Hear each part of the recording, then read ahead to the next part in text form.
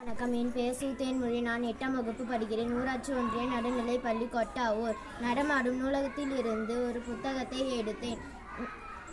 அதிசய அன்னப்பறவை என்ற புத்தகத்தை எடுத்தேன். அதில் உள்ள சில கருத்துக்களை கூற வந்துள்ளேன். ஜப்பான் என்ற நாட்டில் டோக்கியோ என்ற ஊருக்கு பக்கத்தில் ஒரு சின்ன நகர் இருந்துச்சான். அந்த நகரத்தில் யாங்குன்ற ஒரு பையன் இருந்தான். அவனுக்கு புல்லாங்குழல் வாசிக்கவும் செவுத்தில் வரையவும் தெரியுமா. ஒரு நாள் அவன் புல்லாங்குழல் வாசிச்சு யார் போனாலும் புல்லாங்குழல் வாசிப்பான். ஆனால் அவன் திறமையை யாருமே பார்க்க மாட்டாங்களாம். அவங்ககிட்ட பணமும் இருக்காதான். ஒரு நாள் ரோட்டில் நடந்து போயிருக்கும் போது கடை வீதியில் நடந்து போயிருந்தானா.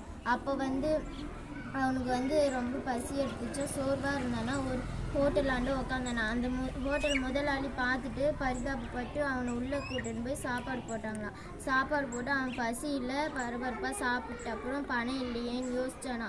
கொஞ்ச நேரம் யோசிச்சுட்டு அப்புறம் அவன் ஒரு சுண்ணாம்பு கட்டி எடுத்து செவுத்தில் அன்னப்பறவையை வரைஞ்சானா.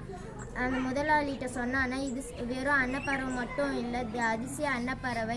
இது நீங்கள் 3 தாட்டி கை தட்டி கூப்பிட்டா மட்டும் வரும். கடையில் ஆள் இருக்கும் போது மட்டும்தான் கூப்பிடணும். ஆள் இல்லாத அப்போ கூப்பிட்டிங்கன்னா அதே கடைசி நாளாக இருக்கும்ன்ட்டு திரும்பி சொல்லினே இருந்தானா.